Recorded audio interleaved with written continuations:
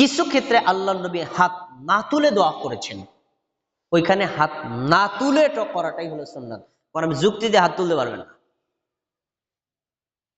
কিছু মানুষ কাজে আমরা বলেছেন ফরজ সালাতে আল্লাহ রাসূল সাল্লাল্লাহু আলাইহি ওয়াসাল্লাম ফরজ সালাতের পর দোয়া করেছেন, হাত তোলেন নাই।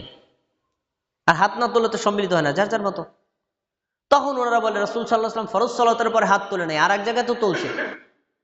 তো এই হাদিসটা আছে, তাহলে আমরা এখানে হাত তুললাম, দোষটা কোথায়? ভালো করে শোনেন, রাসূল হাত তোলে নাই, আমরা তুললাম, হাত তোলা তো আর এক হাদিসে আছে, দোষটা কোথায়? দোষ কোথায় দেখবেন? আচ্ছা দেখেন ভাই, পায়খানা প্রবেশ করার সময় আমরা একটা দোয়া পড়ি, দোয়াটা কি বলেন দিই সবাই? আল্লাহুম্মা ইন্নী আউযু বিকা মিনাল খুবুসি ওয়াল খাবাইস। আচ্ছা, এই দোয়াটা আল্লাহ রাসূল করছে না? কিন্তু দোয়াটা করার সময় হাত তোলে নাই। অন্য সময় খুতবার সময়, ইস্তিসকার সময় আল্লাহ রাসূল হাত তুলেছেন, হাদিস আছে।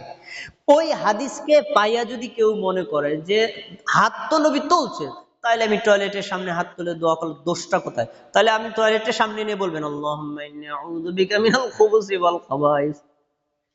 আর ওই সময় যদি কেউ হাত তোলে, আপনারা কি করবেন? তাহলে না হেতে নাদান নাম্বার 1 বলবেন না এটা? তাহলে বোঝা যাচ্ছে যেই জায়গাতে আল্লাহর নবী হাত তুলে নাই, আপনি যুক্তি দিয়ে ওখানে হাত তুলতে পারবেন না, এটি শরীয়ত।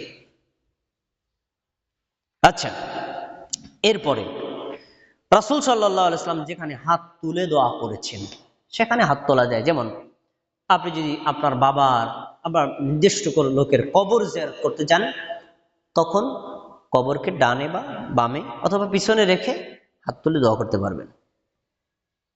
রাসূল সাল্লাল্লাহু আলাইহি ওয়াসাল্লাম নিজে হাত তুলে কবরস্থানে গিয়ে দোয়া করেছেন, তার প্রমাণ আছে।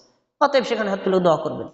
যেখানে আমরা নবী হাত তুলে দোয়া করেছেন সেখানে আমরা হাত তুলে দোয়া করব, যেখানে স্বাভাবিকভাবে দোয়া করেছেন সেখানে স্বাভাবিক দোয়া করব। যেমন আনাস রাদিয়াল্লাহু তাআলা আনহুর মা আনাস রাদিয়াল্লাহু তাআলা উনি আল্লাহ রাসূল হাযা কয়দুকা, আল্লাহ রাসূল ছোট্ট একটা খাদেমান ছিলেন।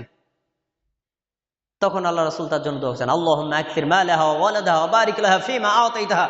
আল্লাহ তুমি তাকে বেশি বেশি সম্পদ দাও, বেশি বেশি সন্তান দাও এবং সম্পদ এবং সন্তানে বারাকাত দান করো। হাত তোলে নাই। তাহলে এখানে বোঝা যায় সাধারণভাবে দোয়া করা যায়। যেখানে আল্লাহ রাসূল সাধারণভাবে দোয়া করছেন সেখানে সাধারণভাবে দোয়া করবেন।